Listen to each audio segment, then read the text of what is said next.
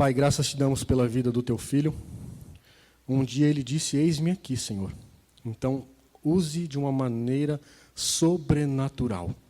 Que não seja, Pai, ele a pregar, mas o Espírito Santo através da vida dele. Não é aquilo que queremos, mas aquilo que precisamos ouvir. Nos confronta com a sua palavra, nos confronta, Senhor, com a sua verdade, Pai. Nós abençoamos a vida do pastor Caio, no nome do Pai, do Filho e do Espírito Santo do Senhor. Amém. Obrigado. Paz do Senhor, irmãos. Muita gente está viajando, né? Nós queremos dizer o seguinte: Deus, nós profetizamos isso e estamos sentindo isso, que este ano 2020 será um ano completamente diferente. Diferente em todas as áreas que você tem experimentado, irmãos.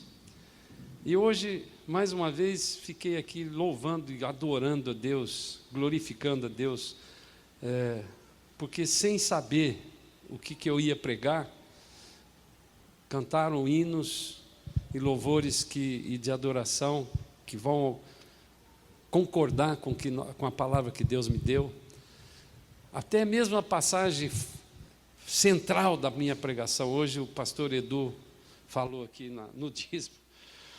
Então, é como se Deus falasse assim, o Espírito Santo estivesse falando agora aqui para mim.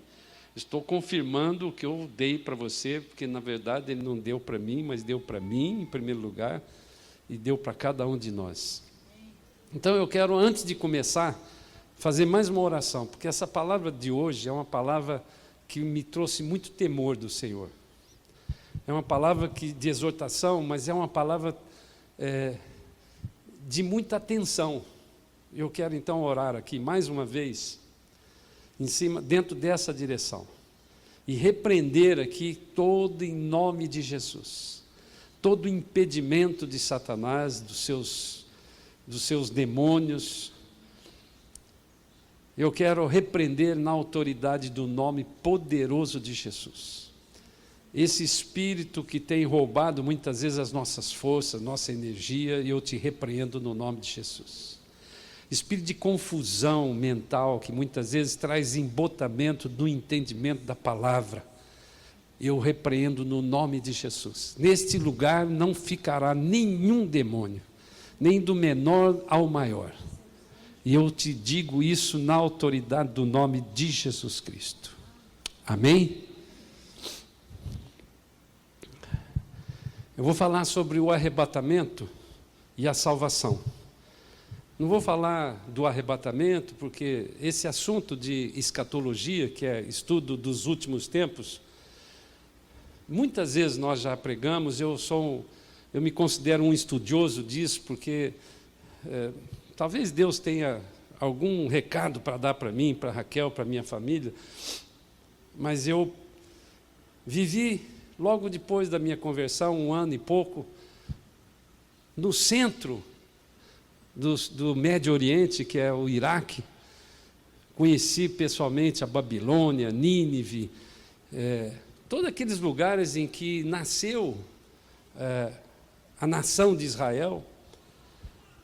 E às vezes Deus faz algumas brincadeiras dessa, né? Outro dia eu contei já essa história aqui,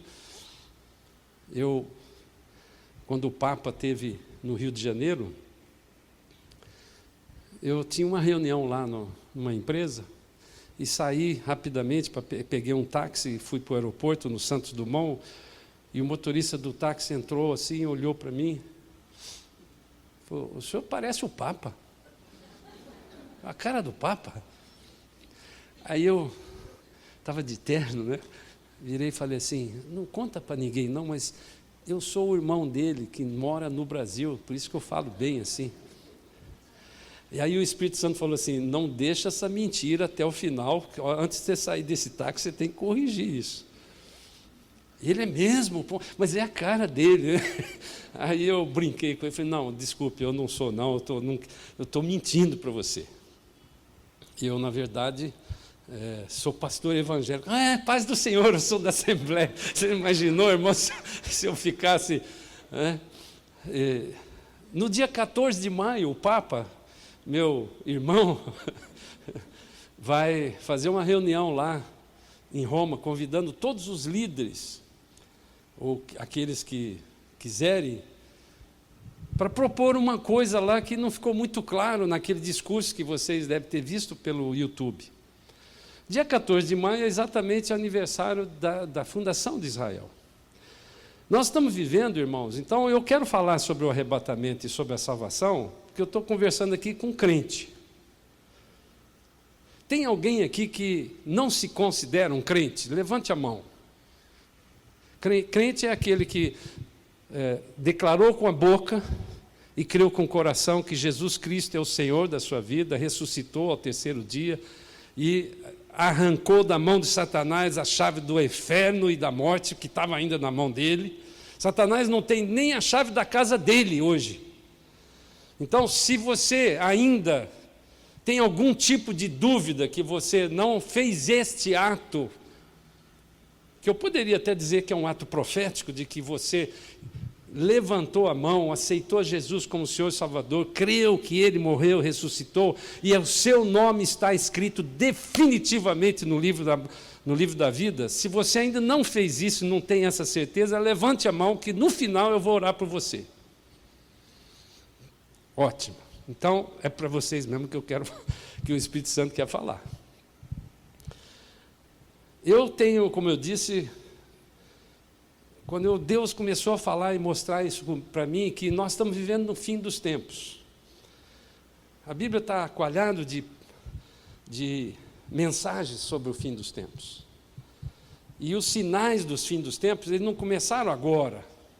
E nem muito menos em 1948, no dia 14 de maio, que é quando exatamente começa a geração que vai ver o arrebatamento. Essa preparação para tudo isso que acontece na Bíblia, que está previsto, que está profetizado. E a Bíblia não é um livro de história, mas ela passa a ser um livro de história a partir do momento que as profecias que foram feitas se cumpriram. Então, nós estamos vivendo, neste momento, sinais evidentes do final desses tempos, que Jesus chamou de fim dos tempos. Nós temos um privilégio, portanto, esta geração, que nasceu no dia 14 de maio de 1948. A Bíblia diz que a geração ela pode ser de 70 anos, pode ser de 120 anos, mas aqui o meu entendimento é que quando Deus fala da geração que vai ver a volta de Jesus, é enquanto estiver vivo alguém que nasceu a partir do dia 14 de maio de 48.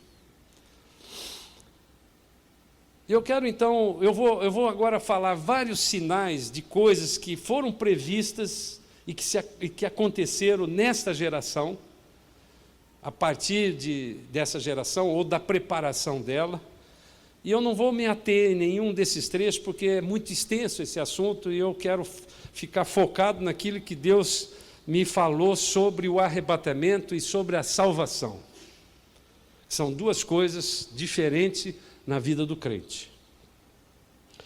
Então, se você quiser anotar, ou se quiser depois pegar no YouTube, agora nós temos YouTube, se quiser pegar, aí eu vou deixar as referências bíblicas para você desenvolver esse estudo, porque, irmãos, esse para mim é o assunto mais importante para o final dos tempos. Se você está preocupado com para onde você vai na hora que você morrer ou for arrebatado, esse é o assunto principal que você tem que se preocupar. Portanto, cada uma dessas passagens bíblicas você tem direito e obrigação, melhor dizendo, de desenvolver com profundidade para que você tenha absoluta certeza de onde você vai. Então, algumas previsões que estavam na palavra de Deus, por exemplo, o capítulo 37 de Ezequiel, se você for ler o capítulo 37 de Ezequiel, ele vai falar sobre o holocausto dos judeus, que já aconteceu. Ezequiel escreveu isso cerca de 600 anos antes de Cristo, falando sobre o holocausto dos judeus. Ele não tinha esse título, mas da maneira que ele fala do Vale dos Ossos Secos, e quem já foi em Israel e foi lá no museu do Holocausto, por exemplo, você vai ver que com seus olhos, com aquelas fotos, com aqueles filmes feitos pelos alemães, você vai ver que este é o reflexo completo, exatamente como está previsto no capítulo 37 de Ezequiel.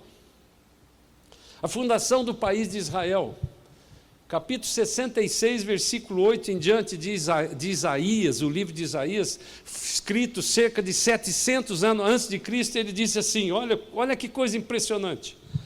Quem jamais ouviu tal coisa? Quem viu coisa semelhante? Pode acaso nascer uma terra num só dia? Ou nasce uma nação de uma só vez? Pois Sião é onde está lá Jerusalém. Antes que lhe viessem as dores. Então tem aqui uma informação preciosa. Antes que lhe viessem as dores, deu à luz aos seus filhos. No dia 14 de maio, num único dia de 1948, foi fundado Israel. Se cumpriu isso. Essa profecia aqui de Isaías está dividida em duas partes. A primeira parte já se cumpriu, fundação de Israel. A segunda parte, que é dores, são as dores, ainda não se cumpriu. Então vamos ver onde é que estão essas dores. Capítulo 9, do versículo 27 de Daniel, ele diz assim, Daniel, só para você ver, o capítulo 9, versículo 24, se não me engano, em diante, ele fala sobre as 70 semanas. 70 semanas são 490 anos que ele previu que ia acontecer com o povo de Israel, e ele está se referindo nessa profecia das 70 semanas para o povo de Israel. 69 dessas 70 semanas já se cumpriram. Se um dia você quiser estudar, está cheio no Google, na internet, tem estudos claros sobre isso. Não vamos perder tempo aqui, mas só para você ficar contextualizado de que 69 das 70 semanas dessa profecia de Daniel já se cumpriram. Aí parou o relógio de Deus para o povo de Israel, entrou a igreja, que era um mistério que estava escondido, que em nenhum lugar no Velho Testamento falava sobre igreja. A igreja era um mistério, como fala Paulo lá no livro de Efésios, era um mistério que estava escondido. Porque Satanás não teria feito o que fez com Jesus se ele soubesse desse plano. Então há um mistério que é a igreja, cuja cabeça é Jesus Cristo, cujo corpo somos nós, incluindo os judeus. Então, essa última semana das 70 está parada ainda. E ela vai se cumprir na que Jesus chamou no capítulo 24 de Mateus, e você também tem que ler isso com muito detalhe, o capítulo 24, ela vai se cumprir no que ele chamou de grande tribulação. Então, Daniel fala assim no versículo 27 do capítulo 9. Ele está se referindo ao anticristo, a essa figura, a esse homem que provavelmente já está vivo, já está se preparando para assumir essa posição dele de anticristo. E a palavra anticristo, no grego, essa palavra anti, ela tem dois sentidos, o sentido de contrário e sentido de semelhante. Então o anticristo, ele vai querer se colocar no lugar de Jesus como Cristo. Então ele está se referindo aqui ao anticristo, que diz assim, ele fará uma firme aliança com muitos por uma semana. Então ele vai, quando começar um tratado de paz do anticristo, que é um homem que se levantará, que a gente não sabe ainda quando e nem quem é, mas que a Bíblia diz que nós crentes, antes de sermos arrebatados, saberemos quem é. Portanto, é mais um dos avisos que Deus vai dar para mim e para você, para se preparar para o arrebatamento. Quando ele fizer um acordo de 7 anos com Israel, será o sinal e o início da grande tribulação. Então, diz assim, ele fará uma aliança com muitos por uma semana, ou seja, por 7 anos. Na metade dessa semana, ou seja, 3 anos e meio depois, ele fará cessar o sacrifício e a oferta de manjares. Portanto, aqui tem uma segunda informação interessante. Hoje, lá no Monte Moriá, tem 2 mesquitas, a do Domo da Rocha, que é aquela dourada, e a de Aqsa, acho que é isso. É uma mesquita, essa palavra em árabe quer dizer a mais distante de Medina. Naquele lugar, por algum motivo que eu ainda não sei, ou talvez por um acordo desse anticristo, vai ser construído o templo, o terceiro templo de Israel, no mesmo lugar. Ou seja, ali naquela cidade de Jerusalém vão ter as 3 religiões funcionando. Uma na sexta-feira, que é o árabe, que é o muçulmano, não somente o árabe, mas todo muçulmano, ele para na sexta-feira. Quando nós moramos no Iraque, o domingo para nós era sexta-feira. Nós só parávamos de trabalhar na sexta, não no domingo. O judeu para no sábado e o cristão no domingo. Não creio que foi coincidência de Deus permitir essa confusão, porque isto num lugar vai ser sexta-feira é o dia santo do muçulmano, sábado do judeu e no domingo é do cristão que mora lá. Então aqui está dizendo o seguinte, que ele fará cessar o sacrifício e a oferta de manjares. Portanto, quando construírem o terceiro templo, eles vão começar a fazer de novo o sacrifício, porque eles ainda não entenderam que Jesus é o sacrifício vivo que fez por uma vez só, ele era o Messias. Essa informação foi dada por Daniel, lá na beira do rio Eufrates, quando ele escreveu esse livro, já perto de 70 anos de idade. E ele diz assim, sobre a asa das abominações virá o assolador, até que a destruição que está determinada se derrame sobre ele. Portanto, a resposta a essa pergunta, do princípio das dores que Isaías falou no capítulo 66, versículo 8 em diante, é a grande tribulação. Então, essa geração, irmãos, é isso que eu quero. Eu estou fazendo uma introdução um pouco extensa para nós entrarmos no fulcro da pregação. Essa geração que começou no dia 14 de maio de 48, ela é caracterizada por 3 eventos que nunca aconteceram na história passada, seja da igreja ou seja da história da humanidade, e nunca mais vai acontecer. Esses 3 eventos que nós vamos falar aqui são desta geração que nasceu a partir de 14 de maio de 48. Esta que nós estamos aqui. Nós todos pertencemos a uma geração que vai ver o arrebatamento da igreja. Então eu preciso aqui primeiro definir o que é igreja para você.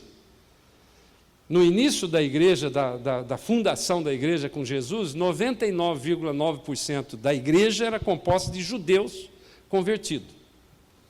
Hoje não.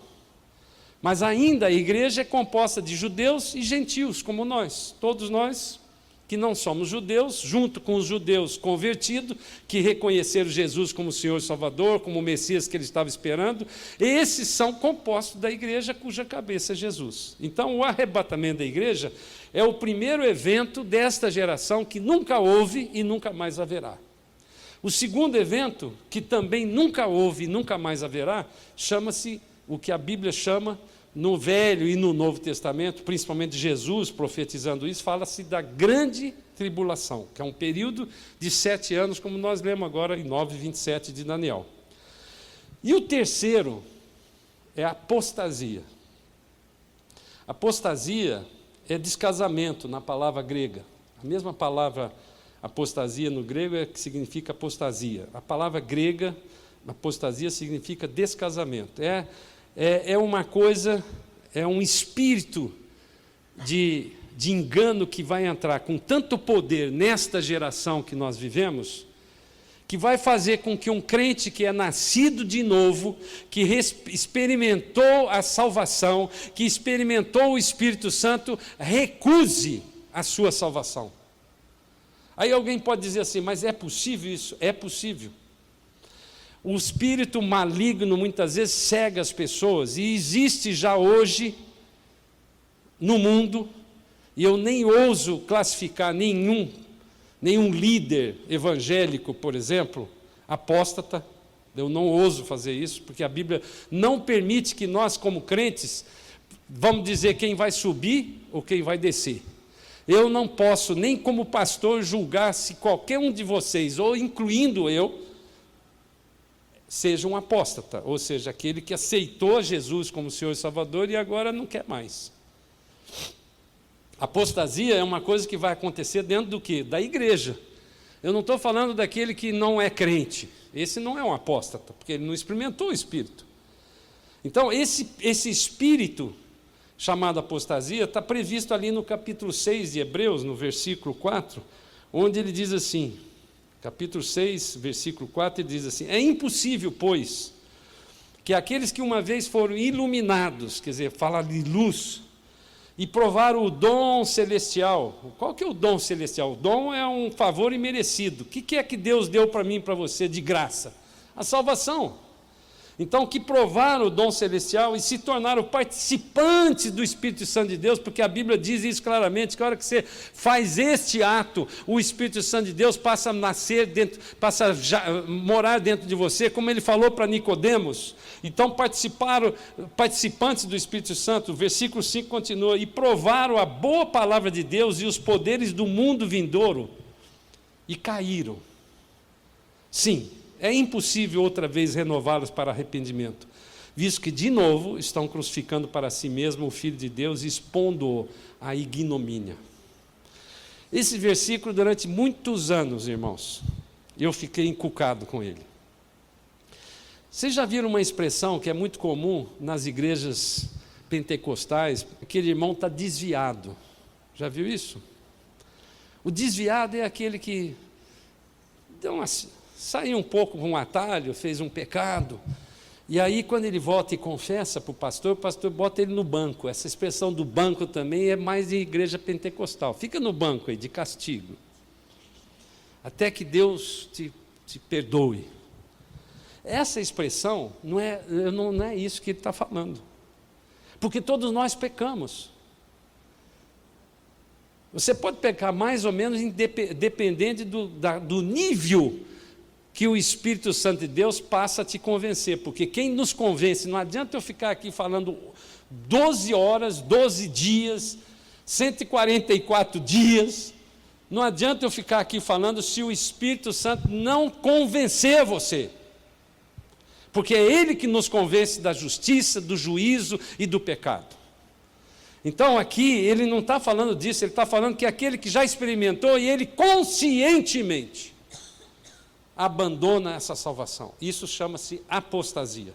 Então, repito, 3 eventos dessa geração, que nunca aconteceu e nunca mais acontecerá, mas está nessa geração. Nós vamos ver o arrebatamento, vamos ver a grande tribulação, e eu espero que não esteja aqui, nenhum de nós, e vamos ver a apostasia. Quando ele escreveu aqui no versículo 6, caíram, essa palavra cair significa desviar definitivamente do caminho. Não é cair, como eu falei, ficar desviado provisoriamente, nessa expressão pentecostal. Estão me acompanhando? Eu estou sendo bem didático, porque eu quero começar a pregar daqui a pouco. Mais um sinal que diz sobre esse final dos tempos, está lá no livro de Daniel, no capítulo 12, versículo 4, fala do crescimento da ciência. Não vamos nem falar aqui, eu sou de uma geração que pegava um aparelho feio assim na parede, tirava do coxo com um fio preto assim, e falava assim: liga na casa do meu avô. Isso chamava-se telefone naquela época. Então, não precisamos lembrar muito que o smartphone, esse aparelhinho que a gente usa hoje como tudo menos telefone, que ele faz tudo menos telefone, muitas vezes ele usa pouco de telefone, mas usa de WhatsApp, de internet, não sei o quê. Esse aparelhinho só tem 20 anos. A multiplicação da ciência é tão absurda que a inteligência artificial hoje, se você entrar com o seu telefone ou na internet e clicar lá em algum assunto, a inteligência artificial do Google ou do YouTube ou do WhatsApp já começa a te dar uma série de informações porque viu que você está interessado naquele assunto. Amém? O outro sinal, violência extrema e perversão sexual, está lá no livro de Lucas, no capítulo 17, versículo 26 a 30. É um sinal desse tempo que nós estamos passando. O outro sinal, tempos difíceis. Paulo escrevendo a Timóteo, no 2 Timóteo, capítulo 3, versículo 1 a 4, diz assim: os homens serão egoístas, avarentos, jactanciosos, arrogantes, blasfemadores, desobedientes aos pais, ingratos, irreverentes, desafeiçoados, implacáveis, caluniadores, sem domínio de si, cruéis, inimigos do bem, traidores, atrevidos, enfatuados, mais amigo dos prazeres que amigo de Deus. Recentemente, o tal do portal dos... Como é que chama isso? Porta dos Fundos. Aquilo que eles fizeram, há 50 anos atrás, esses caras estariam presos, provavelmente pela Igreja Católica, só para dizer o poder que a Igreja Católica tem.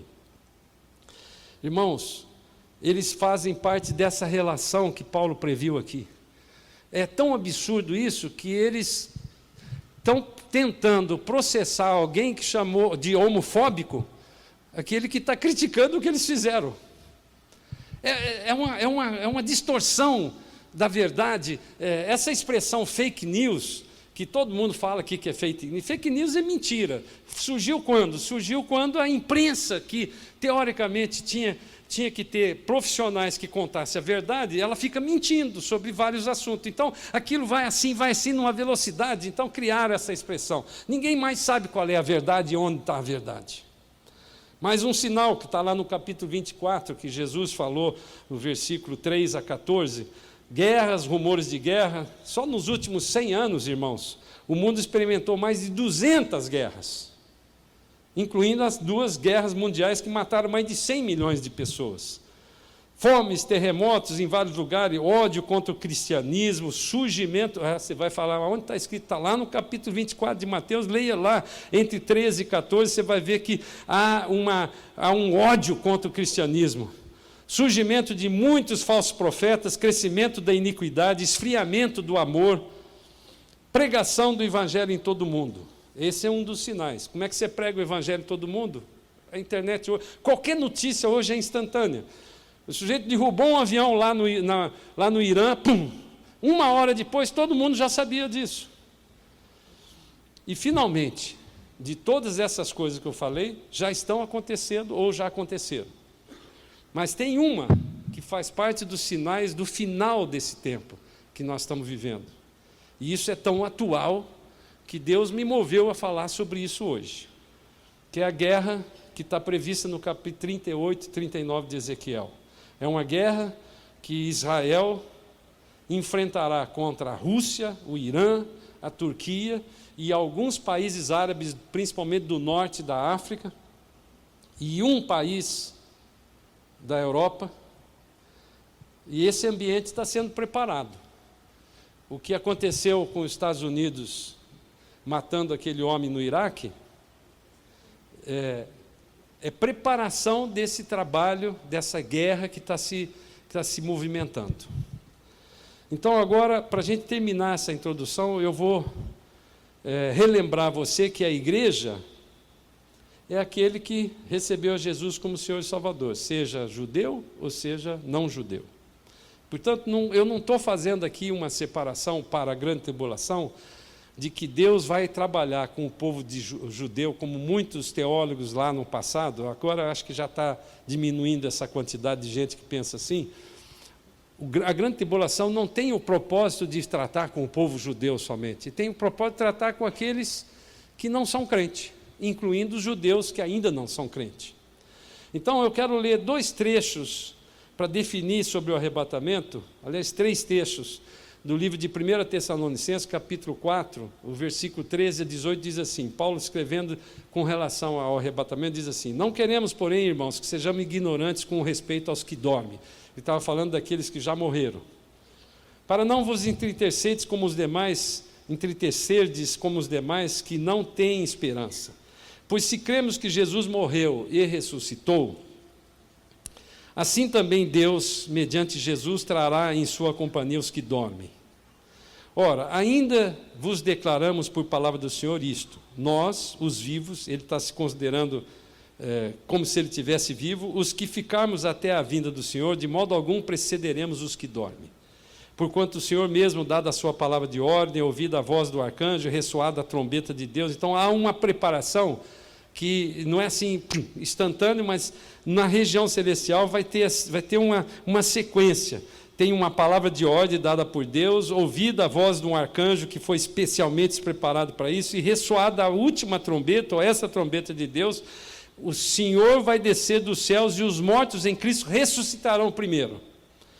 E depois nós, os vivos, os que ficarmos, seremos arrebatados junto com eles entre as nuvens para o encontro do Senhor nos ares. Amém? E assim estaremos com ele, com o Senhor. E ele termina dizendo assim no versículo 18: consolai-vos, pois, uns aos outros com essas palavras. O que eu estou fazendo é consolar, é contar isso. Olha, nós vamos ser arrebatados. Amém? Ou seja, não vão passar na grande tribulação. Mas espera aí que a coisa não é tão simples assim. Versículo 1 a 3 de capítulo 5 de 1 Tessalonicenses, ele continua dizendo: irmãos, relativamente aos tempos e às épocas, ou seja, ao Kairos de Deus e ao Cronos de Deus, não há necessidade que eu vos escreva, pois vós mesmos estáis inteirados com precisão que o dia do Senhor vem como ladrão de noite. O dia do Senhor é uma expressão que está em toda a Bíblia desde o livro de Gênesis. Ele se refere ao dia do julgamento de Deus, que na verdade não é um dia, são 7 anos, é o tempo da tribulação. O dia do Senhor vem como ladrão de noite. Quando andarem dizendo paz e segurança, eis que lhe sobrevirá grande, repentina destruição, como vêm as dores de parto a que está para dar à luz. Paulo está aqui usando a mesma expressão que Isaías 66 falou: deu à luz os seus filhos, e de nenhum modo escaparão. As dores de partos, ela é previsível, ela é provável. Uma mulher fica grávida durante 9 meses, mas não necessariamente sabe o dia que nasce, a não ser que faça uma cesariana marcada na ponta do lápis. Antigamente não tinha cesariana, então a cesariana foi inaugurada em Nero, quando ele pegou e matou. Nero César, matou a mãe para saber de onde ele veio. Abriu a barriga dela. Essa é a expressão, a origem, quem não sabia, saiba disso. A expressão cesariana vem dessa expressão. Um doido chamado Nero, que era o César, o imperador daquela época, falou: eu quero ver de onde eu vim. Vem cá, minha mãe. Abriu a barriga dela, falou: daqui que eu vim? Então, fora isto, o parto, ele é previsível, ele é provável, mas ele não é preciso, como a duração de uma gestação. Então, você percebe que nós estamos hoje vivendo o tempo das dores. Se você está sabendo que vai nascer, pode ser amanhã, pode ser daqui a 1 ano, pode ser daqui a 2, mas não vai passar por muito tempo. Nós já estamos dentro desses sinais, irmãos. E Paulo continua no capítulo 5, no versículo 4 até o 9, ele diz assim: mas vós, irmãos, não estáis em trevas, e agora que eu estou me preparando para começar a pregação. Nós não estamos em trevas, para que esse dia, como ladrão, vos apanhe de surpresa, porquanto vós todos sois filhos da luz e filhos do dia. Nós não somos da noite nem das trevas, assim, pois, não durmamos. Atenção, irmãos, não durmamos como os demais, pelo contrário, vigiemos e sejamos sóbrios. Ora, os que dormem, dormem de noite, os que se embriagam, é de noite que se embriagam. E nós, porém, que somos do dia, sejamos sóbrios, revestindo-nos da couraça da fé e do amor, e tomando como capacete a esperança da salvação, porque Deus não nos destinou para a ira, mas para alcançar a salvação mediante nosso Senhor Jesus Cristo. Perceba que Paulo está enfatizando aqui nesses trechos a diferença entre luz e trevas, dia e noite. Feita então essa introdução, eu quero ler com vocês aquilo que o pastor Edu, inspirado pelo Espírito Santo, já fez um spoiler meu aqui. Mateus 25, quando Jesus foi perguntado pelos discípulos quando é que acontecerá essas coisas, ele fez uma relação do capítulo 24 em diante, e depois ele continuou, dentro do mesmo contexto, ele continuou falando em 3 parábolas. Essa primeira parábola, que a gente chama de parábola das 10 virgens, começa no versículo 1 do capítulo 25 de Mateus. Diz assim: o reino de Deus, do céu, será semelhante a 10 virgens que, tomando as suas lâmpadas, saíram a encontrar-se com o noivo. Só para a gente fazer uma contextualização aqui. Quando nós encontramos Jesus, estivemos com Jesus, todo o povo crente, ao longo de toda a história, vai ter um momento que a Bíblia chama das bodas com o noivo. A figura de Jesus é a figura do noivo e a figura da igreja é a figura da noiva. Vai ter um momento em que nós vamos nos encontrar com Jesus e nesse dia, no primeiro momento, nós vamos casar com Ele na eternidade. Vamos ter um momento de celebração que é assim, esperado por Ele com muita vontade, irmãos. Esse momento, se você perder esse momento, você perdeu o casamento. Percebe? Você perdeu a festa. Então aqui ele está dizendo das virgens, eram 10 virgens, portanto todas estavam aptas a casar com o noivo. Todas estavam aptas a casar com o noivo. Versículo 2 ele continua: 5 dentre elas eram nécias. Essa palavra nécia no original é moros, no grego, ela significa tolo, insensato, louco, incrédulo. Presta atenção que muitos crentes estão falando assim: faz tanto tempo que eu ouço que Jesus está voltando que eu já não tenho mais, nem acredito muito nisso. Isso é uma conversa, talvez seja simbólico isso, não seja nécio. Então 5 eram nécias e 5 prudentes. A palavra prudente no original é frônimos, no grego diz assim: prudente, hábil, sábio, criterioso, sensato e inteligente. Vou repetir: inteligente. Você é inteligente. Então ele continua no versículo 3: as nécias, ao tomarem as suas lâmpadas, portanto elas tinham a lâmpada. A lâmpada traz o quê? Luz. Mas como é que é? Vocês lembram daquelas lamparinas que a gente punha com azeite? De manhã você acordava, fazia assim com o dedo, ficava preto no nariz. Acho que vocês não são dessa época, mas eu experimentei isso quando era menino, não tinha luz elétrica. Talvez o irmãozinho lá já lembra dessa lamparina.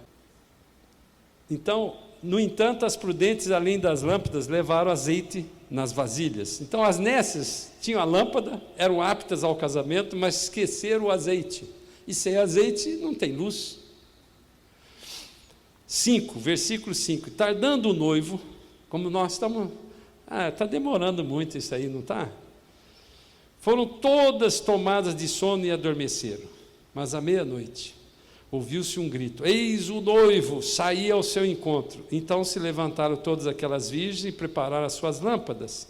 E as nécias disseram às prudentes: dai-nos um pedaço do seu azeite, porque as nossas lâmpadas estão se apagando. Quer dizer, tinha um pouquinho de luz, né? Estava assim, finalzinho. As prudentes responderam: não, para que não nos falte a nós e a vós outras. Ide antes aos que dende e comprai-o. E saindo elas para comprar, chegou o noivo, e as que estavam apercebidas entraram com ele para suas bodas, e fechou-se a porta. O azeite aqui, irmãos, ele representa a luz e é o Espírito Santo. Quem é que habita em mim e você, que somos todos crentes? Todos nós confessamos aqui publicamente que somos crentes em Cristo Jesus. Portanto, todos nós temos dentro de nós o Espírito Santo, que é o azeite desta lâmpada que tem que brilhar. É isso que Jesus que está falando, não sou eu. O Espírito Santo de Deus tem uma função de nos convencer. Jesus, no capítulo 16, versículo 8, diz assim: convencerá o mundo do pecado, da justiça e do juízo. Ou seja, quando você está com a sua lâmpada cheia de azeite, como falou bem o pastor Edu hoje, o pecado fica longe de você. Ele sabe, a resistência do pecado, ela só acontece quando você está cheio do Espírito. Irmãos, eu tive uma experiência há muito bem pouco tempo, eu não saberia dizer quanto tempo, mas não faz muito tempo, que me impactou demais. Um dia eu estava fazendo a barba no banheiro, Deus falou assim comigo: os seus pensamentos e as suas ações, eu sei tudo antes de você chegar na sua mente. Sabe por quê? Porque eu habito dentro de você. Eu estremeci naquele momento, falei: Senhor, Então eu não posso olhar, com qualquer olhar que eu olhar, que somente eu sei, e o Senhor sabe antes de eu olhar. O temor de Deus nos leva a ter uma distância do pecado, porque se o Espírito, que é aquele que nos convence do pecado, da justiça e do juízo, quando ele fala com você, tudo aquilo que você está pensando em falar, ou está pensando em fazer, ou está pensando em olhar, você deixa de fazer. Não é que Deus não conheça a natureza pecaminosa do homem, porque Ele sabe que eu e você temos a natureza do pecado. O meu corpo é corrupto, é por isso que se eu morresse hoje, ele tinha que ser transformado para no dia do arrebatamento, ele ser primeiro arrebatado antes dos vivos. Porque o nosso corpo ele é corrupto, ele está aqui na terra e ele está dentro de um sistema que foi dado por Adão a Satanás, e a Bíblia diz que o mundo jaz no maligno, não é o mundo, a terra, é o sistema mundial que nós vivemos hoje, está na mão de Satanás, não está controlado por Deus. O que Deus fez? Colocou eu e você nesse mesmo mundo, transformou o sistema que eu e você vivíamos num outro mundo. É isso que ele falou. Então, a santidade, eu quero repetir aqui uma frase que eu escrevi. Quando você está com a sua lâmpada cheia do azeite, o pecado está longe. Podemos estar santos quando você está cheio. Vou repetir o verbo. Podemos estar santos e não ser santos. Percebe a diferença? E Jesus é que falou isso lá no capítulo 17, quando ele estava orando por nós, para aqueles tempos, e falando, vou orar para vocês e para aqueles que virão. Versículo 19 do capítulo 17 de João, ele diz assim, a favor deles, somos nós, eu me santifico a mim mesmo, para que eles também sejam santificados na verdade. 1 Pedro, quando escreveu em 1 Pedro capítulo 1, versículo 13, ele disse assim, por isso, está falando para nós, cingindo o vosso entendimento, sede sóbrios e esperai inteiramente na graça que vos está trazida na revelação de Jesus Cristo. Como filhos da obediência, não vos amoldeis às paixões que tínhamos anteriormente na vossa ignorância. Pelo contrário, segundo é santo aquele que vos chamou, tornai-vos santos também vós mesmos em todo o vosso procedimento, porque está escrito, sede santos, porque eu sou santo. Então, aqui tem uma outra revelação que Deus está dando para mim e para você. Você quer estar santo? Eu não estou te perguntando se você quer ser santo, eu estou perguntando se você quer estar santo.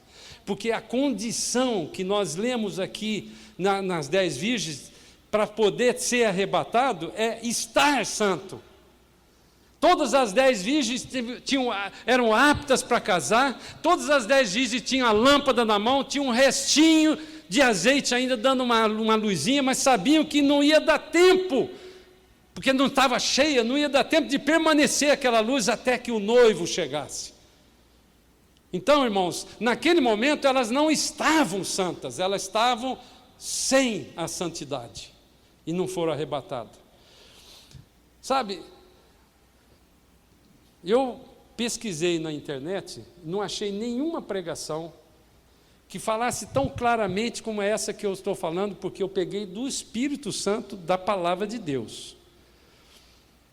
Há uma teoria teológica, principalmente dos batistas tradicionais, que aqueles que são salvos para sempre. E eu concordo com elas. O crente que assinou o seu nome no livro da vida não perde a salvação, com exceção da apostasia, que nós acabamos de falar. Então, o crente que nasceu de novo, ele tem garantido a sua salvação, a sua eternidade com Jesus.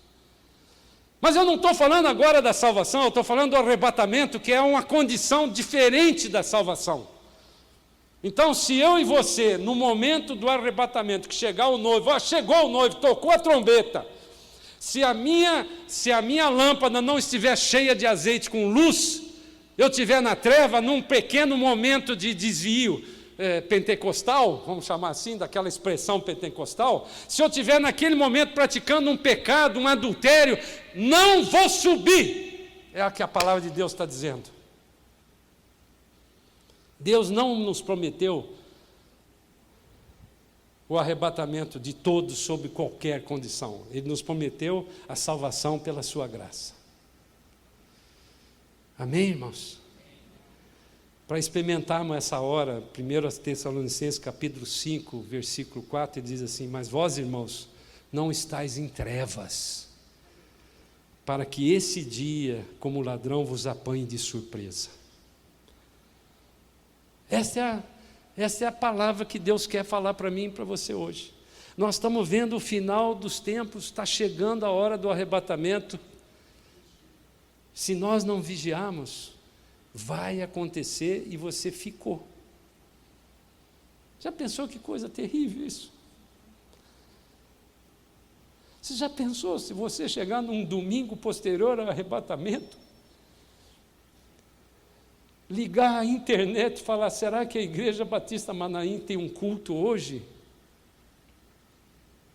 Será que vai ter algum pastor para pregar para mim que eu ouvi e não prestei atenção, e eles foram e eu fiquei? Paulo, quando escrevendo para os Tessalonicenses, no versículo 19, no final do versículo 19 do capítulo 5, ele disse assim: não apagueis o espírito. Essa palavra apagar no original, sbenomi, quer dizer cortar o efeito do oxigênio. Se você tiver na sua casa um fogo, um filho seu inadvertidamente botou fogo assim no carpete, arranca a cortina e cobre aquele fogo, instantaneamente corta o fogo, porque você cortou o oxigênio. Apaga o fogo sem água. Você não precisa só de água para apagar o fogo. Quando você joga água no fogo, sabe o que acontece? Corta o oxigênio que ele está queimando, porque a água tem H2O, ele tem 2 de oxigênio, ele corta aquele que está queimando, então se apaga com a água. Ou se você abafar e tirar o oxigênio que tiver lá, é uma aula de química, física aqui que eu estou dando, ele se apaga instantaneamente. Então a mãe não fica apavorada, o filho botou fogo no chão, arranca a cortina, depois você faz outra, pum, põe em cima, apagou o fogo. Paulo está usando essa palavra grega, ela foi especialmente sbenomi, quer dizer abafar, apagar, cortando o oxigênio. Então ele falou: não apagues o Espírito está aí, ele é o fogo do Espírito, ele é o azeite que te dá a luz na lâmpada, você tem a lâmpada, você tem o seu nome escrito no livro da vida. E aí o que vai acontecer se você ficou? Porque naquele momento você não estava santo. Porque você deixou apagar aquele espírito. Aí você entra na grande tribulação. E qual que é o propósito da grande tribulação? O primeiro é juízo sobre os que não são crentes. E a salvação da nação de Israel, que não ainda aceitou Jesus como Senhor e Salvador. Será um tempo de apostasia como nunca aconteceu. Imagina uma situação dessa. A Bíblia diz lá, você depois lê lá no capítulo, lá em Apocalipse 12 em diante, você vai ver que vai ter uma marca. Pode ser um chip, pode ser um carimbo de inteligência artificial, pode ser qualquer coisa dessa tecnologia moderna hoje, que a gente já sabe que pode. Um carimbo na sua mão, uma marca na sua mão direita ou na sua testa, porque às vezes o cara é maneta, né? Se ele é maneta, põe na testa. Então, se você não puser aquele carimbo, você não vai comprar, porque acabou o dinheiro. O dinheiro vai ser substituído por um dinheiro que é você mesmo. Você passa lá no scanner do supermercado, acredita na conta do supermercado, debita na sua conta. É assim que funciona. Então, se você não tiver a marca, você não pode comprar nem vender, você não pode se relacionar. E aí, a Bíblia diz que aquele que tiver a marca não vai subir, não vai ser salvo na grande tribulação.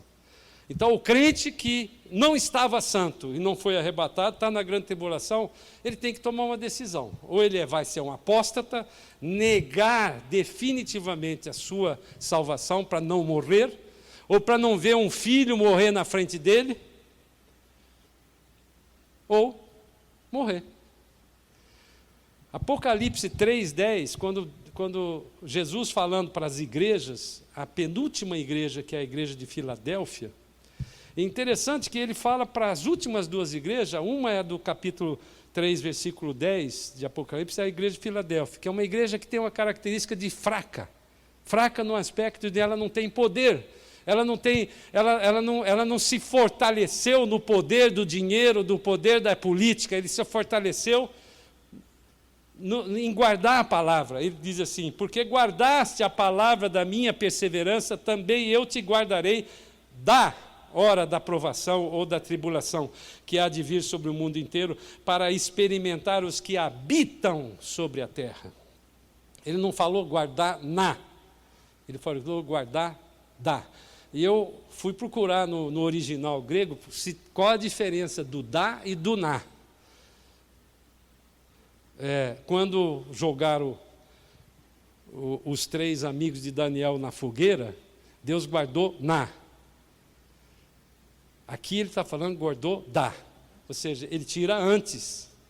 Você percebe? A igreja de Filadélfia, que é a igreja que ora, que é a igreja que crê, que é a igreja que guardou a palavra da perseverança, que está crendo no que eu estou falando aqui, porque eu estou falando que é a palavra de Deus, o que eu estou falando é profecia direto da palavra de Deus.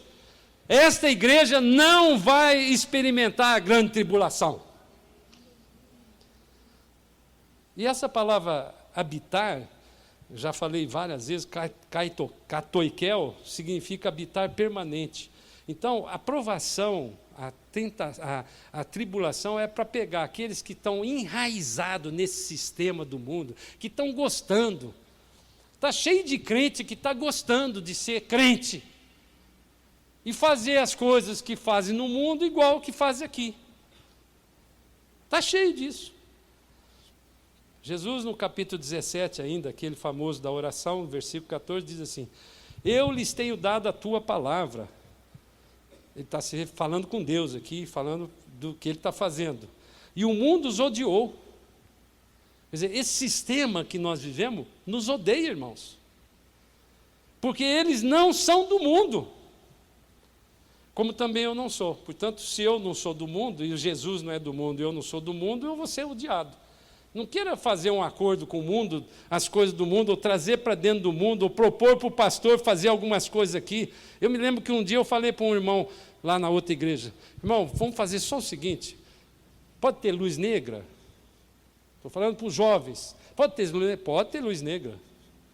Aqueles negócios de boate, assim, de luz negra. Eu já fui muito em boate antes de ser crente. Não tem problema, pode ter. Pode ter luz refletiva? Pode. Posso pedir um favor para você? Pode. Não traz mulher pelada lá, porque vai ser difícil eu depois justificar.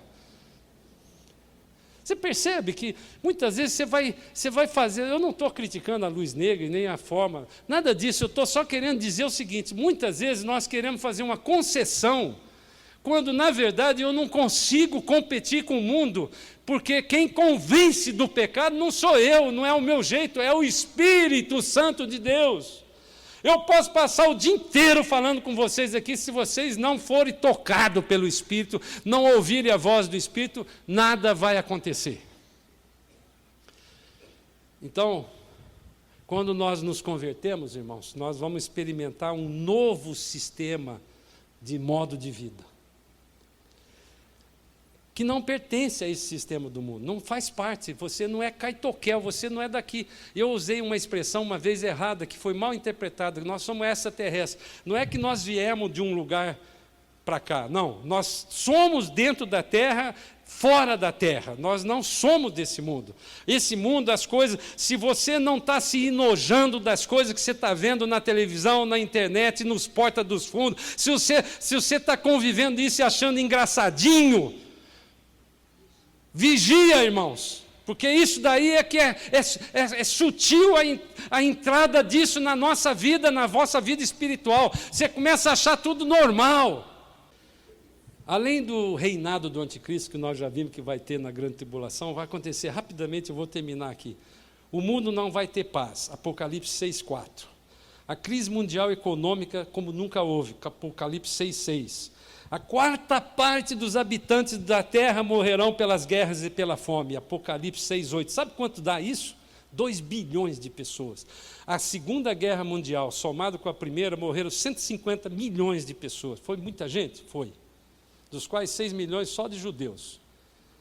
Agora, nessa guerra, na grande tribulação, nessas guerras que vão existir, principalmente a guerra a partir do início, vão morrer 2 bilhões de pessoas no mundo.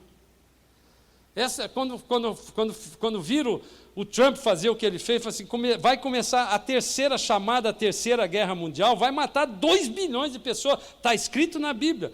Os crentes que ficarem ou se converterem após o arrebatamento serão mortos. E diz lá no capítulo 6, versículo 9, no final diz assim: por causa da palavra de Deus e por causa do testemunho que sustentavam. Você que ficar aqui, e espero que nenhum de nós ficamos, porque estatisticamente, eu sou matemático, eu gosto de matemática. A estatística diz que 50% que eram as nécias ficaram. Portanto, se eu pudesse fazer, se eu fosse uma coisa crente, eu assim, metade de vocês vai ficar aqui na tribulação, incluindo eu, tem possibilidade, estatisticamente. Então, não é isso que a palavra de Deus está dando para nós. Por causa da palavra de Deus, por causa do testemunho que sustentava, vão ser mortos. Só tem um jeito na grande tribulação de você ser salvo. Saiba disso.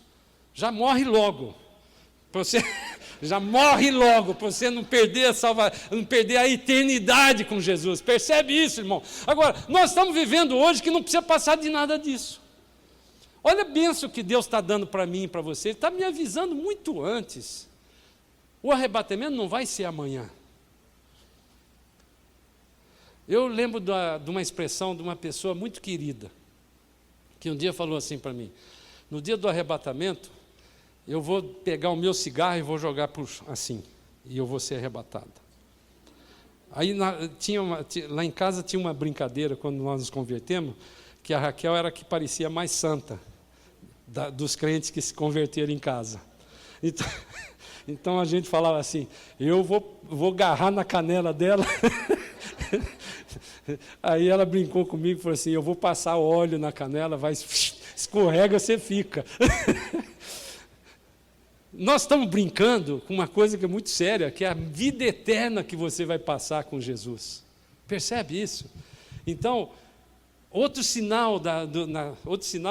coisas que vão acontecer lá na grande tribulação. Grandes terremotos e fenômenos no sistema solar, além da queda de meteoros enormes. Essa semana falaram que sábado passou um meteoro pertinho da Terra, pertinho nada, era milhões de quilômetros longe, mas vai cair dentro da Terra um meteoro aqui. Então vai ter coisas assim que nunca aconteceram.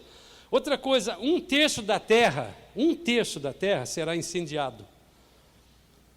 A Austrália está passando por um processo de incêndio que é enorme. Não tem nem 10% da área da Austrália, quanto mais da Terra.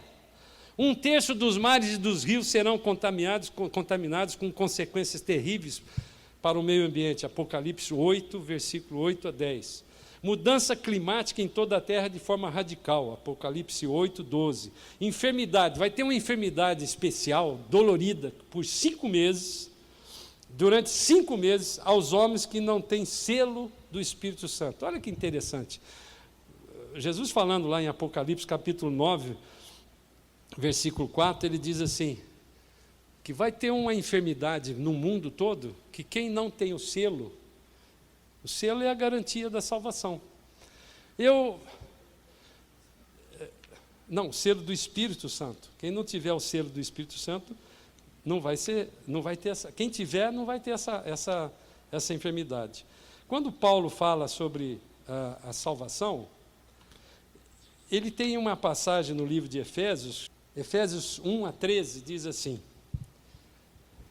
A nossa salvação está garantida, é isso que ele quis dizer. Versículo 13 do capítulo 1 de Efésios, diz assim: em quem também vós, ele está se referindo a Jesus agora, depois que ouviste a palavra da verdade, que é o que eu estou falando aqui agora, o evangelho da vossa salvação, vocês já definiram e já declararam com a boca publicamente que são salvos, tendo nele crido, fostes selados com o Espírito Santo da promessa, o qual é o penhor da nossa esperança, da nossa herança. É o penhor, é a garantia. Antigamente tinha esse negócio, você precisava de um dinheiro emprestado, levava um relógio lá, o cara avaliava em 100, te dava 50, deixava ele como garantia, se você não pagasse, ele vendia por 50 e recebia o dele, ou por 60, para ganhar um pouquinho de juro. Então aqui está dizendo que o Espírito Santo nos selou com a promessa, com o penhor, o qual é o penhor da nossa herança, até ao resgate da sua propriedade em louvor da sua glória.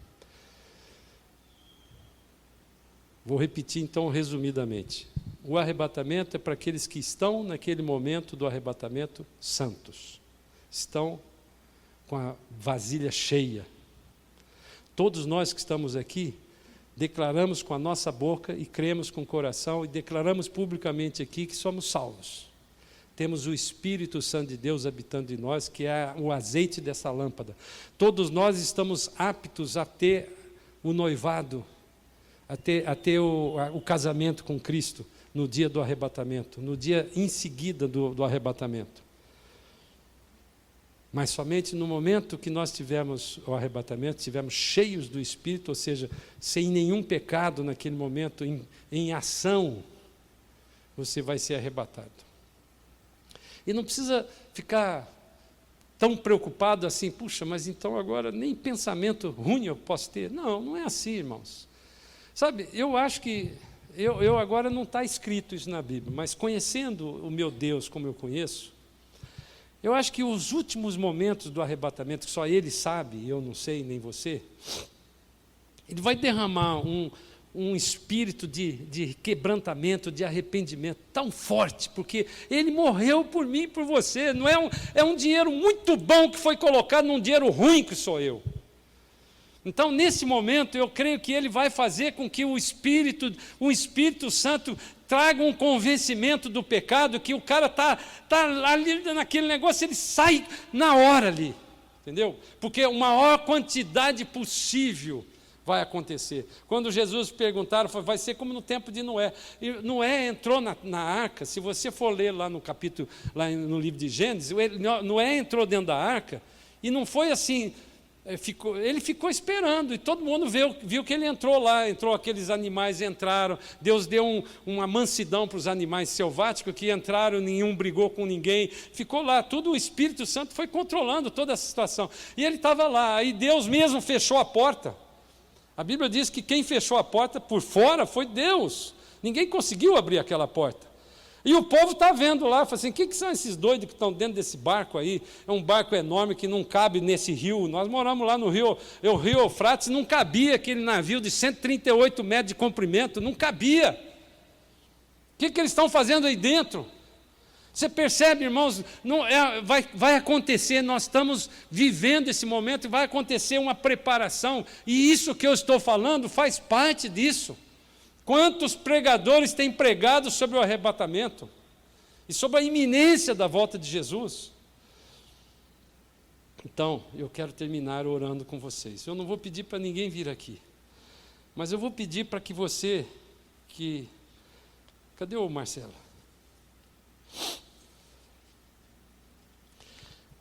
Você que tem ainda algum pecado de estimação. Sabe o que eu falo sobre pecado de estimação? Mauro, abaixa um pouquinho essa luz aqui. Ela está... O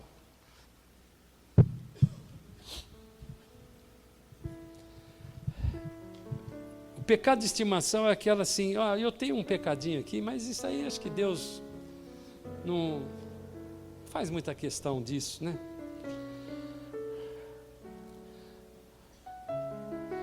O que é pecado, irmãos? A palavra pecado é hamartia com H, que é desviar do alvo.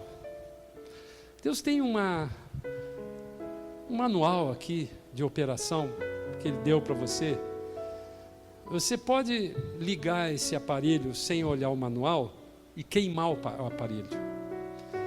Aliás, muitos de nós fazemos isso, compra um aparelho novo e aí você pluga num lugar errado e pum, queimou. Mas lá está escrito que você deve fazer isso primeiro, depois faz aquilo segundo, depois tal. Aí aquilo é muito chato, você tem que ficar lendo, Não, já vou logo, eu quero experimentar logo esse aparelho e queima. A obediência à palavra de Deus é que nos leva a estar santos. Você percebe isso? É tão simples. E Deus está nos avisando antes, Ele não precisa ficar com medo de nada. Se você está numa condição dessa, irmãos, aí no seu lugar, confessa ao Senhor, porque a forma de você corrigir, como é que você ganhou a salvação? Você reconheceu que você era pecador, que você precisava de o perdão de Deus, da graça de Deus, e você declarou com a sua boca, confessou esse pecado, que eu preciso do Senhor, e me arrependo de ter feito isso, ou me arrependo de estar fazendo isso, eu não quero mais pecar. E nessa hora Jesus falou: eu já morri por você, Caio. Eu já derramei o meu sangue precioso em cima de você. Então fica aí no seu lugar, eu estou terminando, vou fazer uma oração rápida. Mas eu sei que o Espírito Santo de Deus, que é aquele que nos convence do pecado, da justiça e do juízo, já está falando com você. Senhor amado, eu quero confessar aqui com a minha boca este pecado, Pai. Eu sei que ele está se desviando da sua palavra, Pai. Isso não te agrada. Pai, eu quero agradar ao Senhor. Eu quero voltar ao seu colo, Pai. Eu quero compreender aquilo que o Espírito Santo de Deus está falando comigo. E eu confesso com a minha boca esse pecado e eu me arrependo profundamente, Pai. Eu sei que o Senhor é tão bom, que já morreu no meu lugar pagando esse pecado, pagando uma dívida impagável que eu não conseguiria pagar. E eu estou confessando isto com a minha boca, estou arrependido, para o Senhor me resgatar desse lamaçal da perdição que eu estou vivendo hoje. Traga sobre mim, Pai, uma alegria sobrenatural, porque o Senhor é um Deus bom, o Senhor é um Deus misericordioso. E muito obrigado por essa palavra que o seu Espírito me usou para falar hoje para mim, em primeiro lugar. Para cada um de nós que estamos aqui, que confessamos que somos crentes em Cristo Jesus. Obrigado porque o Senhor está nos avisando para estarmos santos, porque o Senhor é que nos santifica. Obrigado pela sua salvação, que o Senhor disponibilizou a cada um de nós gratuitamente, sem que nós fizéssemos algum tipo de ação que pudesse se aproximar do seu amor, Pai. Muito obrigado, Senhor. E que a graça de Jesus Cristo, essa graça maravilhosa, Senhor, que me trouxe a salvação e me deu possibilidade de passar a eternidade com o Senhor. Que o amor de Deus que se fez carne através do seu Filho amado Jesus, e que a comunhão e consolação do Espírito Santo de Deus, que é a terceira pessoa da Trindade, desse amor, desse Deus único, composto de 3 partes, possa estar conosco hoje e para sempre. Amém. Vão na paz do Senhor. Boa semana para vocês. Deus abençoe, viu, irmãos?